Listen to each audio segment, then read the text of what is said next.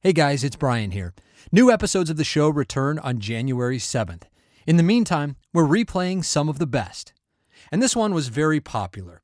A solo female rim-to-rimmer and the valuable and actionable lessons she learned in her crossing.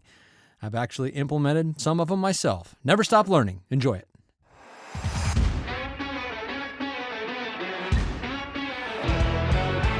There were actually people who didn't know us who were just cheering. They came down and they could tell we'd done this thing, and they were cheering and high fives, and it was pretty fun. A rim-to-rim success story and the lessons learned along the way. I'm Brian Special, and this is the Grand Canyon Hiker Dude Show presented by Bright Angel Outfitters. Maybe the most memorable part of this episode to me, well, I was mentioned in the same sentence as Taylor Swift. Really. I know, I'll remember it all too well. All right, today a story with tons of takeaways on Grand Canyon hiking. I picked up a couple things myself that are now on my list to try on my next adventure. This is the story of Jessica Vavrus, a 50-year-old educator from Washington State who completed a 3-day rim-to-rim-to-rim back in May. From training to logistics to food to hydration, Jessica has a lot to share. So let's get to it. This is the Grand Canyon Hiker Dude Show presented by Bright Angel Outfitters. Jessica Vavrus grew up an athlete, with swimming, crew, even coaching becoming big parts of her life. But as a new mom in the early 2000s, life was starting to get in the way, and her fitness was waning, made worse by a rocky marriage, and then the sudden loss of her mother. My mom was 58 when she passed away, and that kind of rocked my world. It gave me a reality check of my own health and wellness and what I was doing or not doing to take care of myself. And some things came to a head for me just health-wise. My job was really sucking it out of me, and my marriage wasn't the healthiest. And I went to my doctor one day and she said, you know, if something doesn't change, if you don't cut back on work 50%, if you don't find some other balance in your life, you're going to die before you see your daughter graduate. And certainly you won't live as long as your mom lived. And so that sort of haunted me as a 30-something. And I thought, okay, I need to change something. So Jessica got back into sports, triathlon and running especially, including a first marathon inspired by her mom. She ran one marathon, and it was the Honolulu Marathon. She was from Honolulu, and I decided that was going to be my first marathon. And I did it in her honor. I didn't think I'd do another one, but I did. I did 12 more. And so I became a marathon maniac. There's actually a club called the Marathon Maniacs where you do crazy stuff to get into it. The people that I met in my training for the marathons and doing marathons, just like super inspiring, a little insane, but I sort of have always had this in the back of my mind of really loving doing hard, physically challenging things. Then a divorce. I really leaned on my physical activity, my running and my triathlons to get me through that because I became a single mom. So really, truly, my only personal time was doing something out in the out of doors. And at the time, it was running. Jessica has since remarried. Her husband, Bob, is 20 years her senior and quickly walked Jessica into her next athletic passion. He is an avid hiker.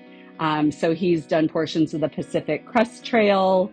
He was a mountaineer ranger at Mount Rainier National Park. He worked up in Denali in Alaska. And so he really brought hiking and the beauty of hiking to me, and that it was something we could do together. We ran together a lot initially, but because of our age difference, my goals exceeded his interest in keeping up or in doing them. So we defaulted to hiking together. You have your new husband, you guys share a love of hiking, awesome, and you like doing hard things. So right. That leads us right into where did the idea for doing rim-to-rim-to-rim in the Grand Canyon come from? So when we were in the Grand Canyon, we hiked. So in 2022, my daughter I was a freshman in college at the time. So we brought a friend of hers and her and my husband and myself. We planned a 3-day, 2-night camping hiking trip. So we went down the South Kaibab to the tip off, went over on the Tonto Trail and camped at Havasupai Gardens for 2 nights and went down to the river. And then the day out, we just went up Bright Angel. And somewhere on that trip, I must have heard someone talking about a rim to rim. And I thought, that's interesting. You're like, that sounds hard. That sounds painful. I'm in. Let's go. Like, why would you? Well, I was like, why would you do that? And then this is actually sort of funny. We always get a mug as like a souvenir when we go places, my husband and I. And so we were in the gift shop at the end and we got a Grand Canyon mug. It's a beautiful mug that has a picture of the canyon on it. And we just got it for the picture. And we got home and I realized it was one of the mugs that at the bottom it says rim to rim. So now you had an excuse. You had to go back and earn the mug, right? I was like, oh wow, I had the rim to rim. And I was feeling like with my knee issues, I was feeling sort of depressed and directionless, like what is my next thing? And I was turning 50 into this past June. So I thought, okay, I want to do something hard. And a lot of my friends for their 50th go to Hawaii or they go to a spa. And I was like, you're going to torture yourself. Yeah. And I actually I was like, I'm going to do a rim to rim to rim. Not just a rim to rim. You're just going to jump straight to rim to rim to rim. Yes, a double crossing. Yes, I was planning to do that. And I was going to be sensible, though. I wasn't going to do it in one day. I was planning to spend the night, at least one night, on the North Rim and then come back. And we planned it out where we were going to do 2 nights there and then I would come back. And so that was what got me there. And the logistics of deciding to do it, figuring out when we were going to do it, all of that was certainly pretty tricky. That can be as challenging as the hike, the logistics of a rim to rim or a rim to rim to rim. So what was your plan? And were you doing this solo or is your husband doing it with you? Yeah, so we had talked for about 5 minutes. We talked about doing it together. He really, I think he wanted to do it, but he also didn't want to hold me back. And if he were here right now, he would admittedly say that I'm probably more persistent and dedicated to my training than he is. And I stick to it. And so he didn't want to hold me back. And we're a good team. So he's in all my marathons and everything. He finds his part of the journey. And so he agreed not to do it. And actually in the back of my mind, I wanted to do it alone. There was something in me that really just wanted that time and reflection and to be like going back to my why, the me time, to not have to worry about other people. I'm a caregiver. I always put on other people's masks first instead of mine. And so I really wanted it to be about me. I'll do my plan. I don't want to be worrying about the health and safety of somebody else in my party. And I knew I could do it. I've done so many other things and gotten through that on my own. I knew I could do it. Well, and this was going to be a blessing ultimately, I would assume. I don't know this, but I assume your husband went with you and then he dropped you off and then shuttled around to the other side to meet you. Is that what happened? Is that part of your plan? Yes. Yeah, that was part of the plan. So I started on the South Kaibab, and a really good thing that we landed in Phoenix. We planned to initially go to Sedona first and then to the South Rim. But then in listening to your podcast, listening to other people, we decided to scrap Sedona and go 2 days ahead to the South Rim to acclimate to the altitude, which altitude does affect me. And it was the right move because I did not feel well the first couple days before the hike, just with the thin air. And so really that helped me really think about the pre-hydration and hydration, all those things like before the hike. and just getting an eye on the canyon and looking across and saying, oh my gosh, I'm going to go over there. And so, yeah, he shuttled around. We also, one big thing we had in our planning and logistics was I had an InReach communication device, a Garmin InReach, and so did he. So we had two Garmin InReaches, which allowed us to communicate with each other, even when he was out of cell phone range and I was out of cell phone range. So we were able to stay in touch for the entire hike, my hike, and his drive all the way around both times. Was there some peace of mind in that ultimately? A lot of peace of mind. And it was interesting. The canyon, I think it was good to have in the canyon just so if something would have happened, I knew that whoever helped me or I could get in touch with him. But my training was very solo here in Washington in the dead of winter where it's dark and wet and not a lot of people on a lot of trails and no cell service. And so we dialed in our communication plan a lot because of my solo training here and my personal safety. So you guys even practiced that part beforehand?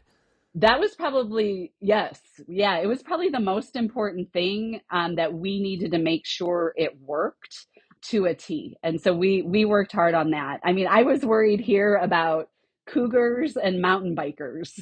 And at the canyon, obviously you're not worried about that stuff. So you're worried about breaking an ankle or something. Yeah. And it's nice to have that. I typically don't carry the Garmin or anything like that in the canyon. The reason is because, you're never alone for long on the corridor trails. You're never that far away from help if you need it. But I completely understand the peace of mind thing, and I think my wife would prefer if I did carry one. So kudos to you. I mean, I think that's smart if you can do it, and the fact that you practiced with it is huge as well. So you're dropping in from South Kaibab. What time of year is this? It was Memorial Day week. Okay, so it's hot. It's hot already, as it is typically during all of Rim2Rim season. So you obviously had to plan for that. What was your training like? What did you do to train to get ready? Obviously, the climate in the Pacific Northwest is just about the opposite of what you're going to face in the Grand Canyon, especially Memorial Day weekend when it's already blistering hot. Yeah, so I started regular hiking, just trying to get in the miles in January. So about 5 months out, I started that here. I really tried to find as many mountains or hills or whatever where I could start at the top and come down or do a reverse. And we have a few of those within an hour or so of my house. So does that mean you could drive up and then walk down and then come back up? Yes. Oh, that's fantastic if you got that. Yeah, Well, that's beautiful. We did have a lot of snow. So the snow, I ended up doing several snowshoes in January just because we had some issues with that. But started out just getting my body used to being on my feet for long periods of time. In terms of the heat, so that was tough because I couldn't even pack my pack with the gear I needed for the canyon because I was carrying like winter clothes and rain gear. So that was a shift. But we did have a trip to Palm Desert in April, which I viewed kind of as a shakedown hike. I did 13 miles by myself in Joshua Tree. It was pretty hot. That was a good test out my gear, test out my pack, make adjustments, figure out like my clothing situation and what I would wear. And so that was the heat piece that I got used to. And it was really good. It was a good reminder. I did read somewhere that people who live in a climate like mine, a good way to train for heat is to get in a sauna on a really regular basis in the weeks leading up to your big thing in the heat. I just didn't, I heard that too late. So a lot of tips that I got, I was like a week or two out and it wouldn't have made a difference. So I did what I could.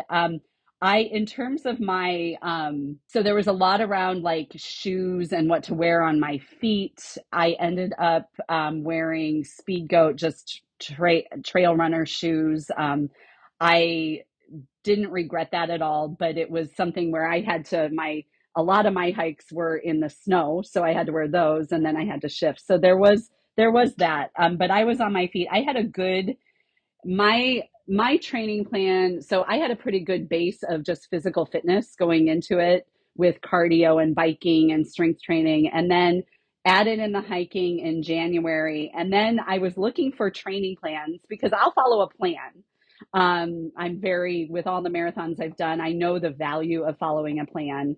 But I hadn't done this kind of athletic activity to the degree that I was going to be doing it. And I knew there were specific things that I should be doing. I just didn't know what they were.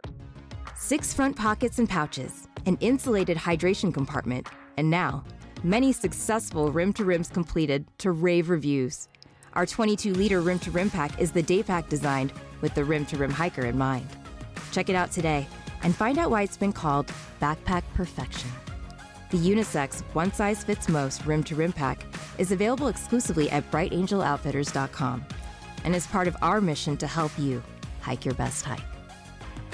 So your podcast, listening to Benedict and Arnie and all the tips they gave, as soon as I heard Coach Arnie talk about backwards walking, I was on it. I was on it. Anterior tibialis strengthening. I started doing that. I was all in on those things. And I also was looking on the internet for just training plans. And I came across one through the Mountain Tactical Institute, MTI, the Rim2Rim. I think James Tenosofs has talked about that in one of the earlier episodes. Yes. Yeah. And I would say it was the best money I spent. It was like $60, and granted, it's a training plan for young people who are planning to run it. It's very intense. It's very intense. And, but I looked at that plan when I got it and I thought, this will get me ready, even if I modified. So I modified because of my knee arthritis. I wasn't going to be doing some of the things, but it involves sandbags. I emailed him when I got it and I was like, I'm going to be 50 and I don't want to break my body. Do you have some modifications? And he sent me the modifications, but he said, try the sandbags. It is worth it. And so I did. I got sandbags. So did those. Well, what do you do with the sandbags? Well, I do sandbag get-ups. So a lot of it is around strength training and core strengthening. So you put it on your shoulders, you squat down, get on the ground and get back up. That's a get-up. You throw it. So a lot of it was like push motions or cleans where you lift it up over your shoulders. So just really strengthening your body and your core. Wow. The other that they have you do is a lot of they call it rucking. So so all my training, all my hiking, I was carrying 30 plus pounds in my pack, whether it was water or gear or whatever. And in the training plan, the MTI has you do a bunch of step ups. So I had a plyo box that I was doing. It started out with 600 and ended with 2,000 a week before. So I was doing plyo box step ups with a 30-pound pack the week before it was 2.5 hours. Wow. And so I would listen to Brian's special and then I'd listen to Taylor Swift. And it was what a combo.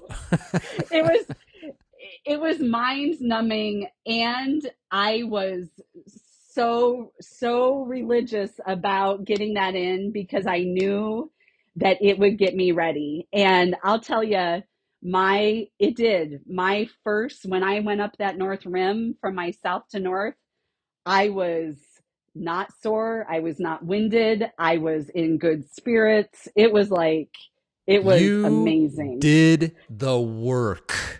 You put in the work, and it sounds like it paid off for you. Did you have an expectation of how long it was going to take you to go from South Rim to North Rim? And did you tailor your training around that, especially in terms of time on your feet? Did you try to hit the same time that you thought you would be doing the Rim2Rim from south to north? Did you spend less time on your feet, more time on your feet in preparation? Yeah, so I thought of it a lot like, and the training plan that MTI puts together, it has every weekend for 8 weeks. You do a short hike and then you do a long hike. So, like, short being 8 to 10 miles, and then long being 18 to 22 miles. And so, my longest training hike ended up accidentally being 24 miles. And so I knew how long that took me. And I had in my mind hiking time was going to be approximately, like, I always shoot for the longer side. So I'm slow. I was thinking hiking might be 13 to 14. And then with rests, you add on. My hiking time ended up being more like 12 to 13, and then with all my rest it was around 14 for the south to north. So it was right in that window, you thought? Yeah, so I was pretty, in my mind I was pretty prepared with that. And certainly my family, like, we had dinner reservations on the North Rim, for, I think it was 7 p.m. So I was really interested in making sure we got there for that, for dinner. Oh, just put some more pressure on yourself. My goodness. It's being called backpack perfection by some who have used it. Our all-new 22-liter Rim2Rim pack. And why not? The 6 pockets and pouches on the front shoulder straps let you keep the essentials always within reach, while the fully insulated hydration compartment keeps your water and snacks cool. It's the pack designed for canyon hiking, but suitable for any day hike on the planet. The Rim2Rim pack, available now with free shipping for a limited time, only at brightangeloutfitters.com. Before we get into the hike, I can't wait to hear about just how the hike itself went. And we talk about all the training and the physical and mental preparation for this hike, but then we don't often talk about how incredible the hike itself is. The kind of the things you see, the scenery.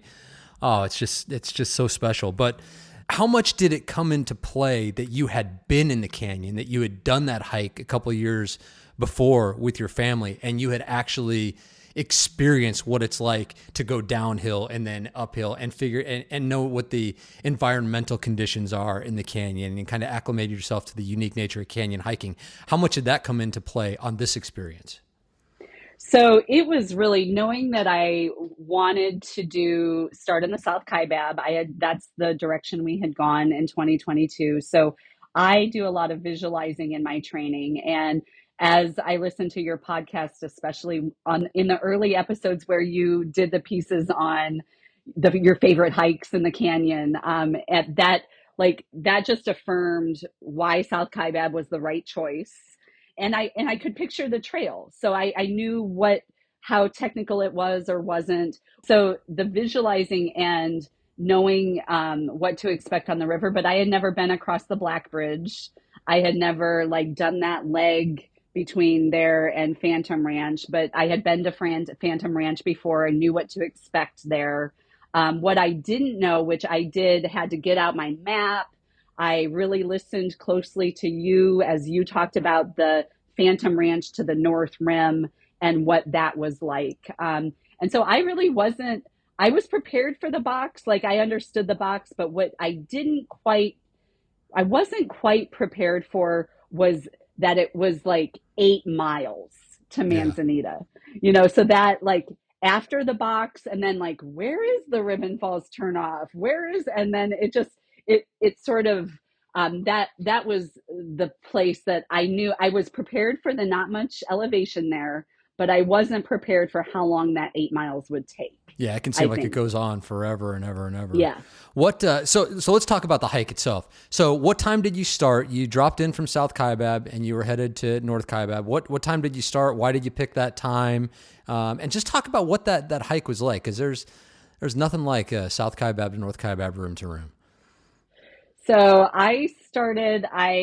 per everybody's, all the Facebook groups, per your advice, started early. I believe I left that day 3:45 a.m. Had the headlamp. I did, per Coach Arnie's advice, practiced hiking in the dark. I did one hike in the dark with a headlamp to test that out, see my gear there. And so left there. I was the only one at the trailhead. A group had gone ahead of me, and then maybe a group came behind me, but I was alone.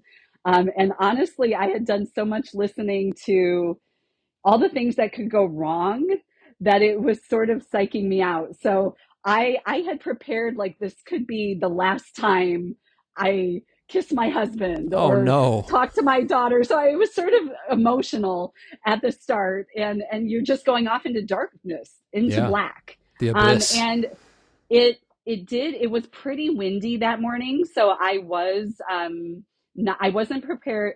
I was surprised by that, but I was glad the sunglasses I wear were light lenses, so I was able to put on my sunglasses and still see, and that helped keep the dust out of my eyes and whatnot. But that subsided. Got to Ua Point and saw nothing, but took a picture because it was lovely. I would say one of the things that I did, one of the things, although I was alone, I talked about the support of my family, but I also, on my first, I call it my first leg, so the south to north, I had been visiting with colleagues and friends about what I was doing, and everybody's like, oh my God, that's crazy.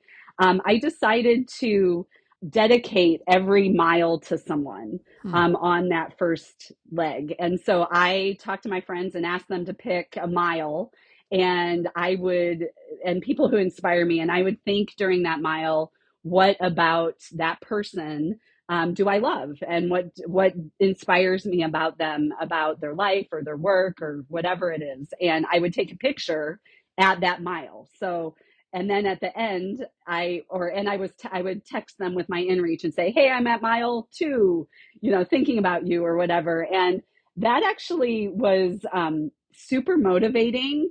It was fun. And then at the end, I texted them all pictures of their miles and what was happening there. But How cool. it was super fun. It wasn't like raising money for a cause, but it was, lots of people were like, well, what's the hardest part going to be? I want that mile because I want to help you get through that hardest point. And so it was actually super cool. It was a fun way to just have a community with me without actually having them there physically with me. So yeah, so started the hike at 3:45, made good time. It was just the moon was it wasn't a full moon, but it was probably half. It was just gorgeous. Got to Cedar Cedar Ridge, Ridge, yeah. and the sun was just coming up, and of course breathtaking.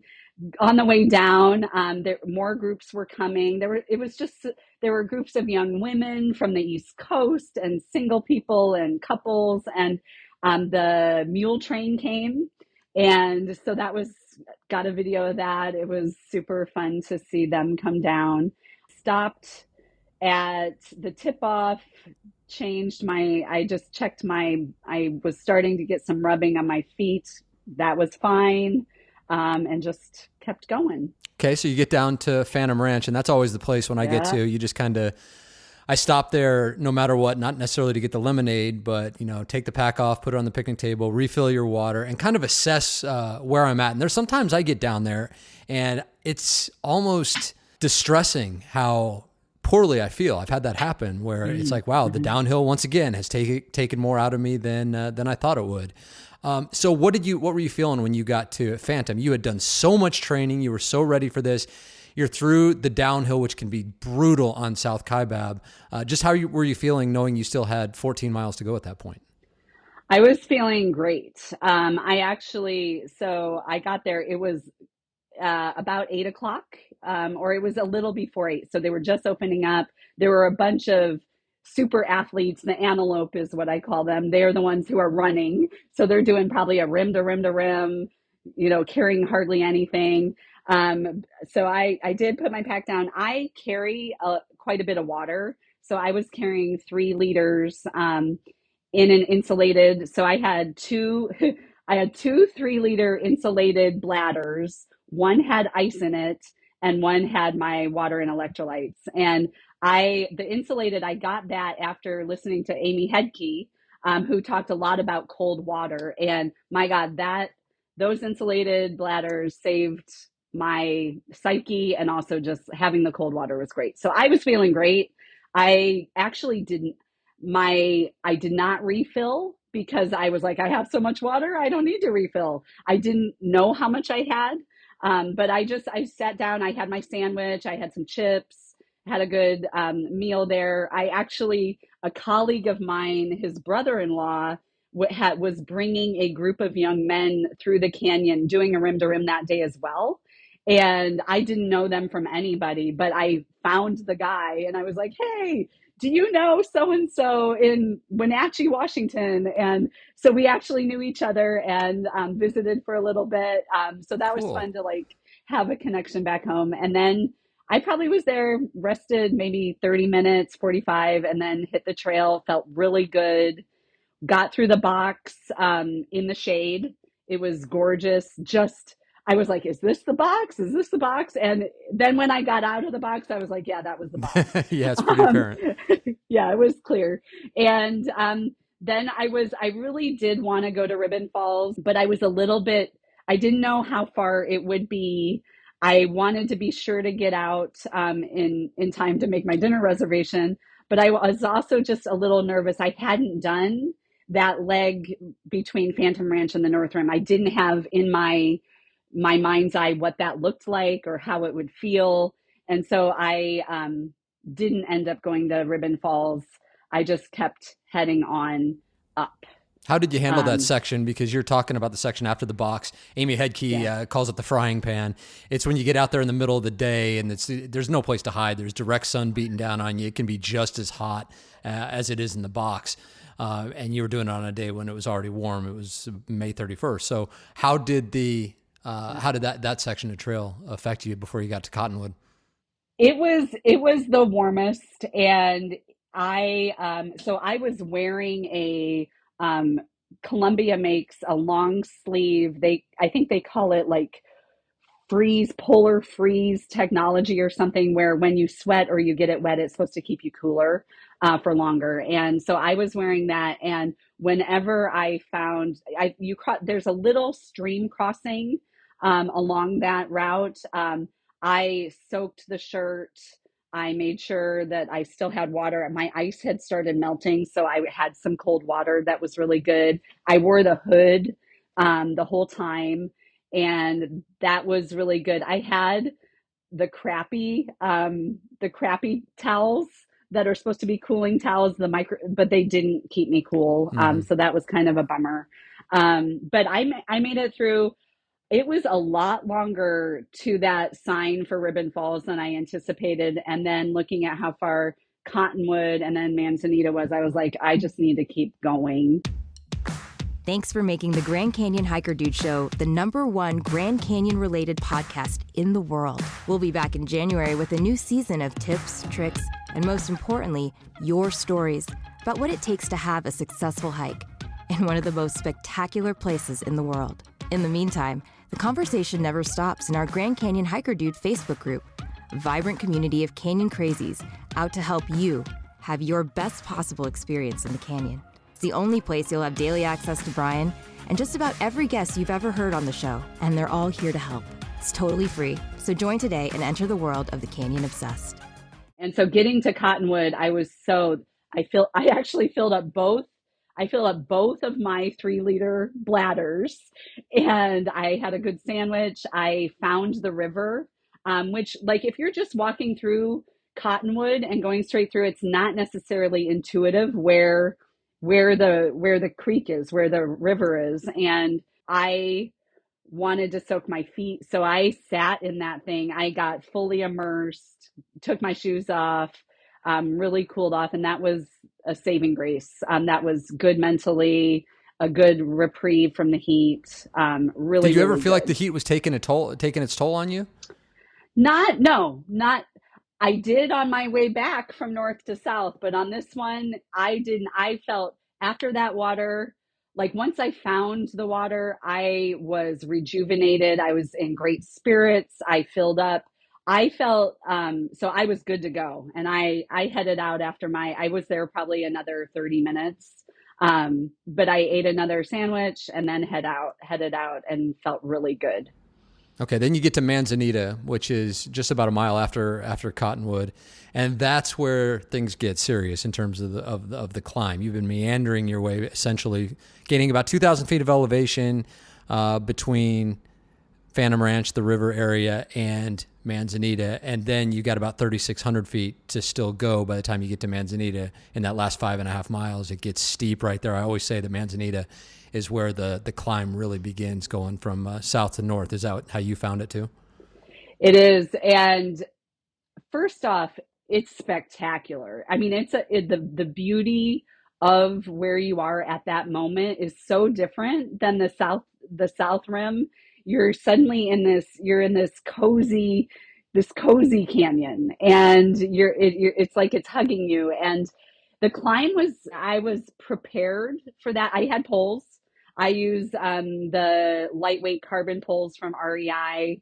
Love them. I have carpal tunnel issues, so I really needed to find poles that were light enough to not give my hands an issue. And so those were great. I was a little bit nervous because sometimes I get a little bit of vertigo. I wasn't sure what to expect with like the drop offs and things like that. Those were not an issue. It was when I was there was a helicopter rescue. A woman had come down on the North Rim and broke her ankle and was being airlifted out. So that was a little exciting. And it was just a reminder because all she was doing was walking, and she looked at a century plant and lost her footing and broke her ankle. I mean, she wasn't running, she wasn't doing anything. So I was like, well, gosh, that could happen to me easily. So it was just a reminder. Listening to people talk about how much water they carry and that sort of thing, I felt a little overwatered, but I was also used to carrying 30 pounds. So my pack was actually less than 20 pounds, even with that much water. I had a lot of water, I had electrolytes, and what mattered was on the up, I was feeling fine, but I was coming across people who weren't feeling fine. And in fact, I came across two young men who had huge packs, and they were out of food and they were out of water. And they probably had 3,000 more feet to go, like elevation wise. And so I was able to fill both of their 20-ounce water bottles with my water. I gave them water. I gave them salt chews. I gave them a couple glucose tabs. But I was worried about them being able to make it out because it was the hardest part. Like you said, it's the hardest part. I took it slow and steady. So you're doing these switchbacks along the canyon wall, and there's nice little spots to stop. It was shady by that time, mostly shady. So once you found a piece of shade, you could sit. I was, sitting for 3 to 5 minutes, and then I'd get up and go again, and just really paced myself getting out of there, and felt really, really good spirits. Yeah, it was awesome. So was your husband up there waiting for you at the North Kaibab trailhead? How was that? He actually walked partway down. I passed some people who were coming down, and they're like, you made it. And I was like, no, I haven't made it yet. I'm not at the top. So he did come down, and we walked out together, and that was super fun. And there had been also a group of 4 people from Michigan who started after me, and we were playing leapfrog, and they were not doing very well. But and he had met them. He took their picture on the South Rim.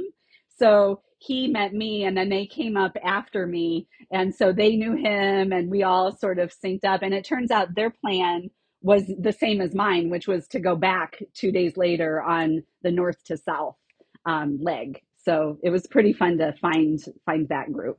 So then you and your husband spend 2 nights on the North Rim before your return trip. Just how was the North Rim? Was that the right amount of time to be there? Was it too much time? What did you think spending 2 nights up there? So like I said, we had dinner reservations, which there isn't a whole lot of options for food. Especially I was prepared, like if I didn't make the dinner reservation, he had instructions to get me food, so that I would have something. It is like the Conservation Corps back in the day did an amazing job with the lodge, with the trails out there. It is It is very, it's not as touristy. It just feels like a cozy, warm, welcoming community there. And the view, like it, the view at everybody goes out for sunset and sunrise, and they have good ranger talks. So it let me, so we got there, we ate, I was able to sleep, and then the next day just really explored the area, did a little hike out to a viewpoint. I don't remember that trail, but and I could see, then I could think about the trip back. And so I could see where I would go, and we made the plan, and I was able to have that day where I packed up my gear for the next day and set my plan, and I took a nice long nap and got to bed early, and it was just it was good. I was glad I didn't just turn around and go back that same time. The 2 nights, having the 2 nights at the Grand Canyon Lodge was worth it. We only had one night initially, and we called the day of, and they had an opening and were able to keep us in our same room like at the last minute, which was a blessing, a true blessing. So it was great. It was highly recommended. What a fantastic itinerary. I mean, just to have the hotel room waiting for you at the end of that hike, and then to know you get to spend the entire next day just relaxing, like you said, taking a nap, exploring the area, and then have another night before heading back out that next morning. My goodness, that is a perfect itinerary. So how was the return trip? No issues there? Well, so return trip left at 3:30. So I wanted to hit the road sooner because I knew, based on the shade tracker, I knew that it was going to be hotter for longer, based on just the time of day. So I really wanted to go earlier. It was it was great. I think I might have been the first person going down the trail that morning, and I was booking. I was going fast. I got to the Supai Tunnel, that restroom and the water, and I was actually surprised. There was a guy who had spent the night there, and some friends of his were in distress, probably another mile down by the bridge. And so he actually asked if I would carry this huge sleeping bag and some food and all these things. Like, they were calling to get these guys airlifted out. And so in addition to my gear, I took this huge other stuff, and a couple other guys and I carried it. But that was sort of an unplanned thing. And I am usually the person who has the first aid kit. I'm usually the one to be calm in an emergency. People look to me for like that kind of support. So I was like, yep, I'll go help them. I'll make sure we get out. And turns out the son was like in his early 20s and the father probably 50s. They had spent the night on one of those little ridges on the North Rim, and they were out of water, out of food. The son, I think, maybe had hyponitria or something, but he was just out of it. So luckily I had a lot of water. So I gave them, I filled their water bottles and gave them glucose and some food and their sleeping bags once we came across them. So that was like, I was doing really well, felt really helpful. I was in good spirits, got down, and then after, and my fatal flaw, I think what happened was I was feeling so good that I did not pace myself. I did not rest at Manzanita.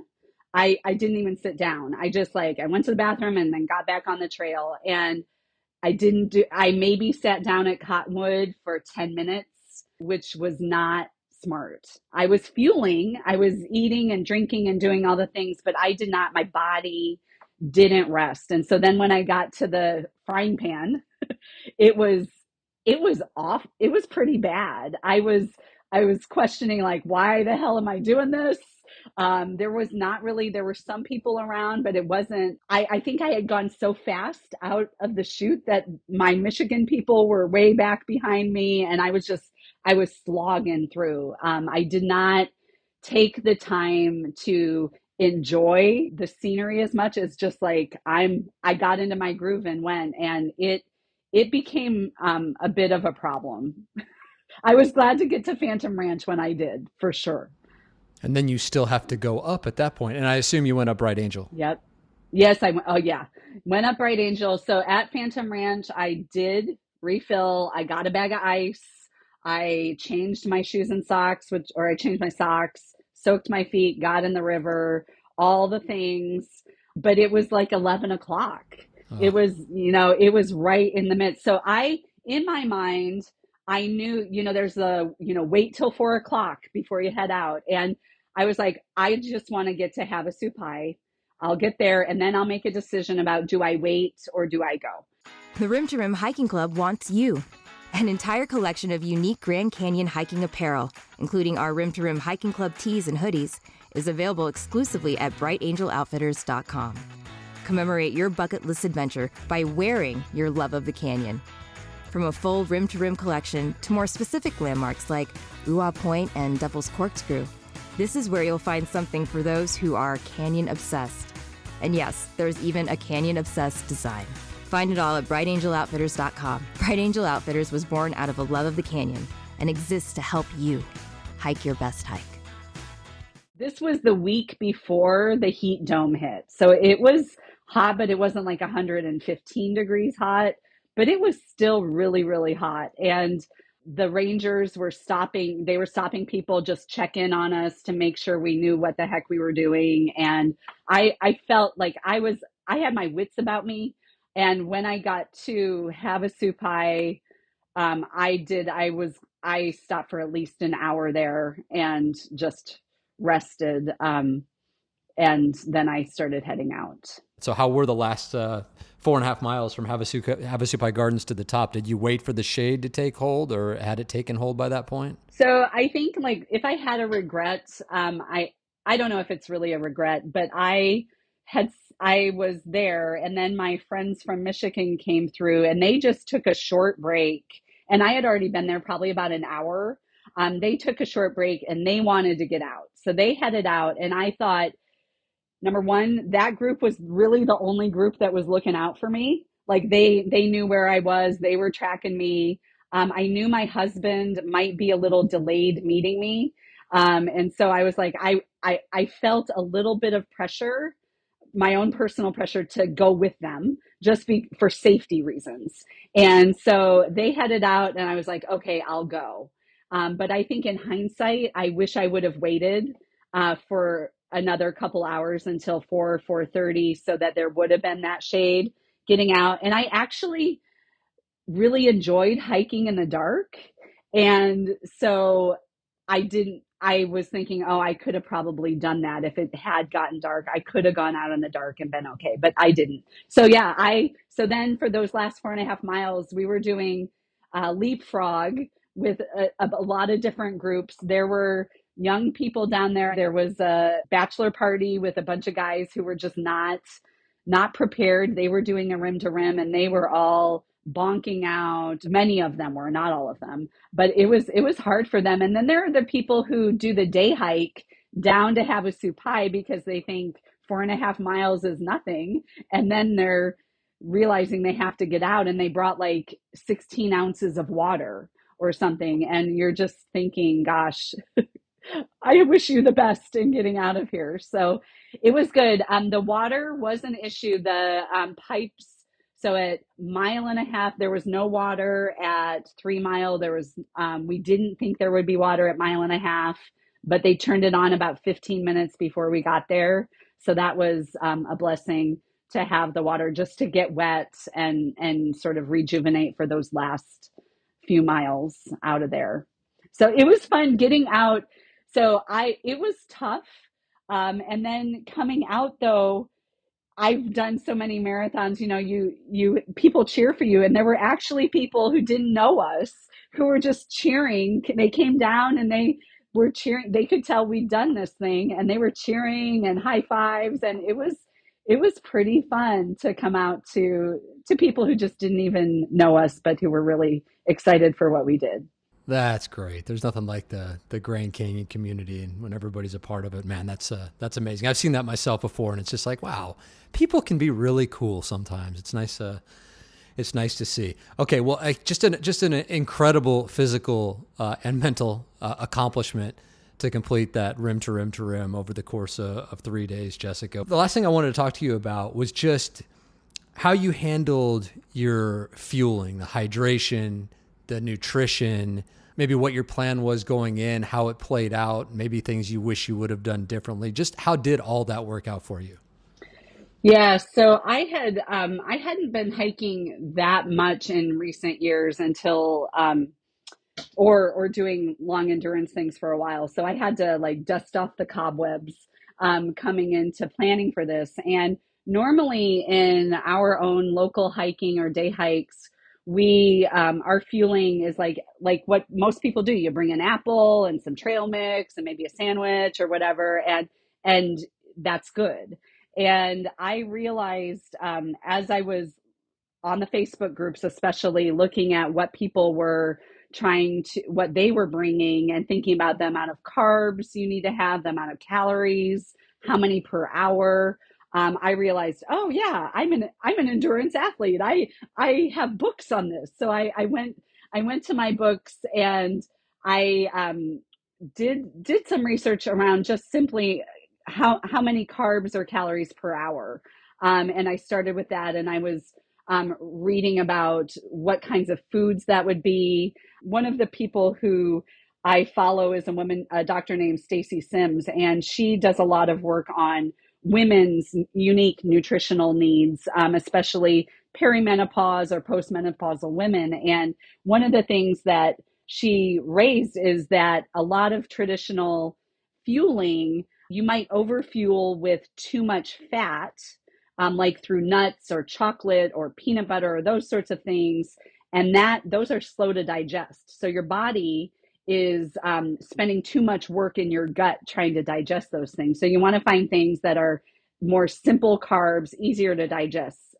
So I jumped on the bandwagon of like Swedish fish and candy and then some pretzels and other things, and then realized, oh my gosh, I'm getting too much bad carbs, like too much sugar and things. And so I read a lot and tried to balance that out. I did it a little bit too late. So my goal was to have more real food throughout that I ate. What I knew was I needed to have a eating plan for every hour. So I made little snack baggies full of the right number of pretzels, the right number of Swedish fish. And then for women of my age, they recommend a certain amount, like a little bit of protein. So 7 to 10 grams of protein an hour. So I had little baggies where I had my turkey jerky, I had my candy and my pretzels or fig Newtons or whatever. And I dialed it in. So like 200 to 300 calories an hour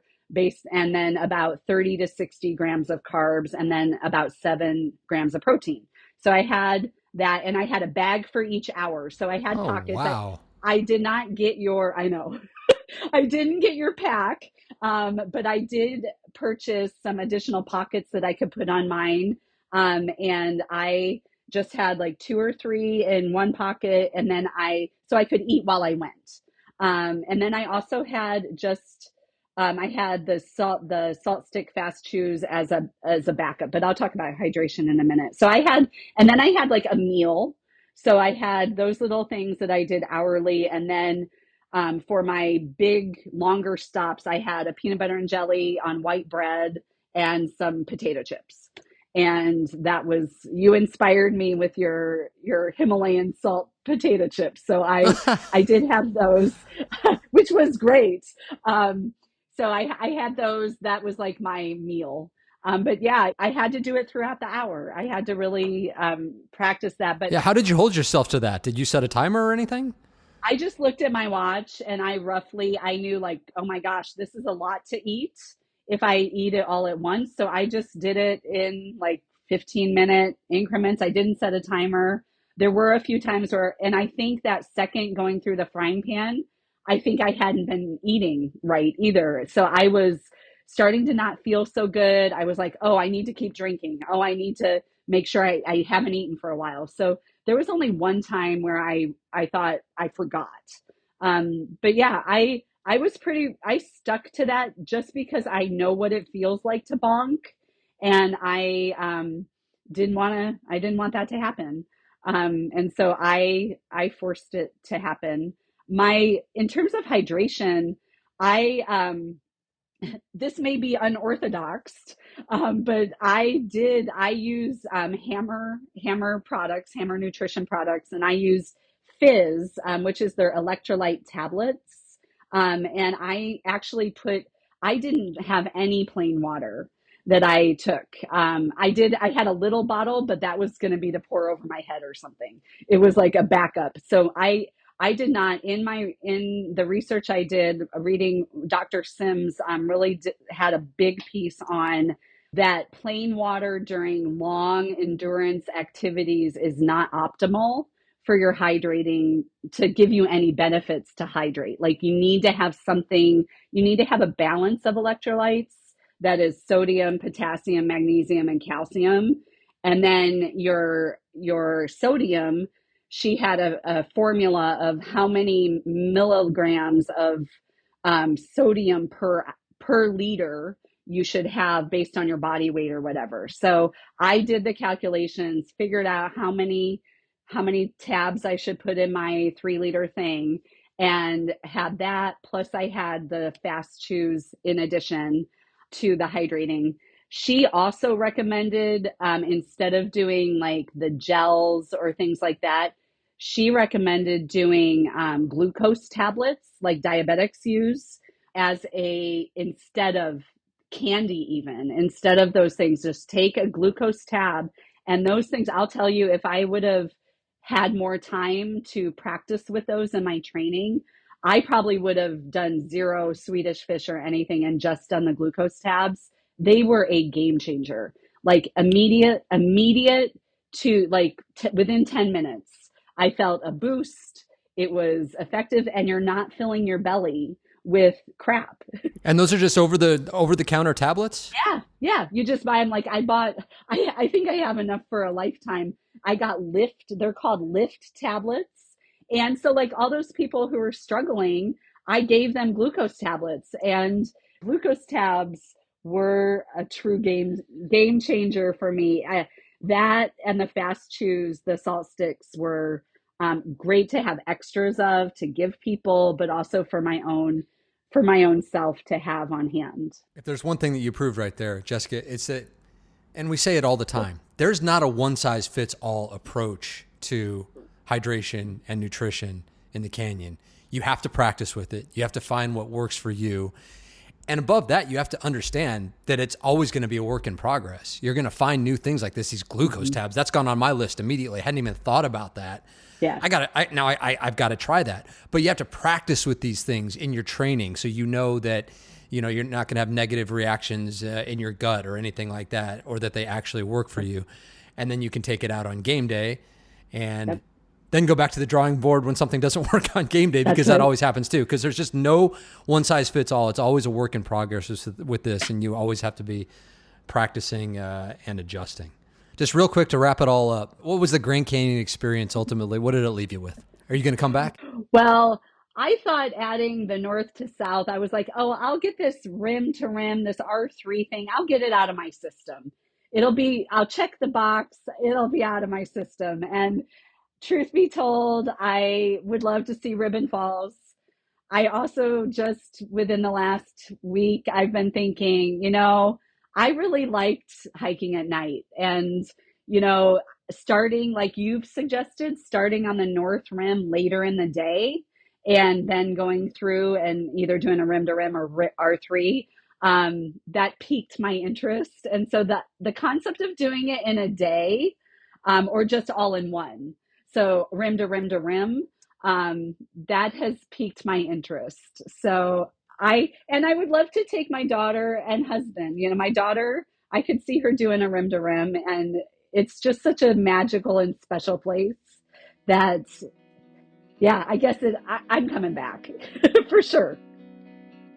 That is Jessica Vavrus. One thing she said that surprised her in the days and weeks after her canyon adventure, almost a post-hike depression. She says that after spending so much physical and mental energy on preparing for her hike for months and months, that it was jarring to return to normal life. and that she had to remind herself that it was okay to not have to think about training in every waking moment, and that having her garden and yard to work in is what has really helped.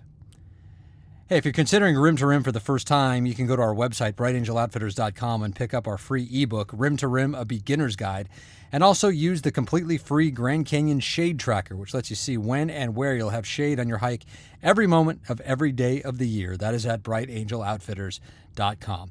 Hey, Coach Arnie, our resident exercise physiologist and canyon vet, is back now with another training tip. We talk all the time here about the benefits of using trekking poles in the canyon. I personally won't be caught without them, but Coach says to get the most out of them, there's proper technique that must be practiced. Today we want to talk about proper pole use. That means hiking poles. And two quick things on hiking poles. One, they are a game changer. And two, poor pole use can wreck your trip. That's right, they can wreck your trip. So let's start off with a couple of simple things here, like setting up the poles. I like to have my elbows at a 90-degree angle, and that way wherever my poles hit at that point, that's a good spot for most people. But you got to have to kind of play with that. But a 90-degree angle of your elbows. And then I like to use heavy tips on the bottom of my poles. And you can get these heavy-duty tips on Amazon. I think they work great in the canyon, give you a nice grip and stuff. But again, that's my own preference. You need to kind of go with what works for you. Now let's look at some pole use here, what they're for. First of all, they support good posture. They don't make you have good posture. They support good posture, okay? That's super important. What does that mean? Chest up, shoulders over your hips, whether you're going downhill or uphill. So you're going to have to learn what that looks like. Maybe have somebody watch you. But that proper posture. And if you learn proper posture and use your poles to support that, you are going to have a much better trip. Your poles will be used the way they're supposed to, and it's going to take that pressure off your legs like you wouldn't believe, and you're going to just feel so much more energy, and that's super important. All right, next, let's remember that leaning on your poles, going downhill is a recipe for disaster. And that's what I see from a lot of people. Remember what we just talked about. Remember good posture. Remember supporting good posture. So going downhill, leaning on those poles is not a good thing to do. So we got to work on that. And how do we do that? Well, here's the big tip. The big tip, practice with your poles a lot. It's what I do. I'm out there every weekend using my poles. Why? Because I want to become a pole expert. I want to be able to use my poles in situations where it's tough. And I want to know that I have good technique and I'm using my poles properly, okay? And the only way to do that is practice, guys. I'm telling you, proper pole technique comes through practice. I hope this helps. Get out there and practice with those poles. I love you, and I'll talk to you later. Coach Arnie's contact information is in the show notes. If you need help, call him or text him or message him. He is there to help. That is Coach Arnie Fonseca Jr. The Rim to Rim pack is available right now with free shipping at brightangeloutfitters.com. It was designed based on my own experience below the rim. If you've never tried a pack with front pockets and an insulated pocket, well, you will never want to go back. The front pockets let you keep on moving because you don't have to stop to take your pack off whenever you need something. And the insulated pocket keeps your water and snacks cool for a long, long time, even in the heat.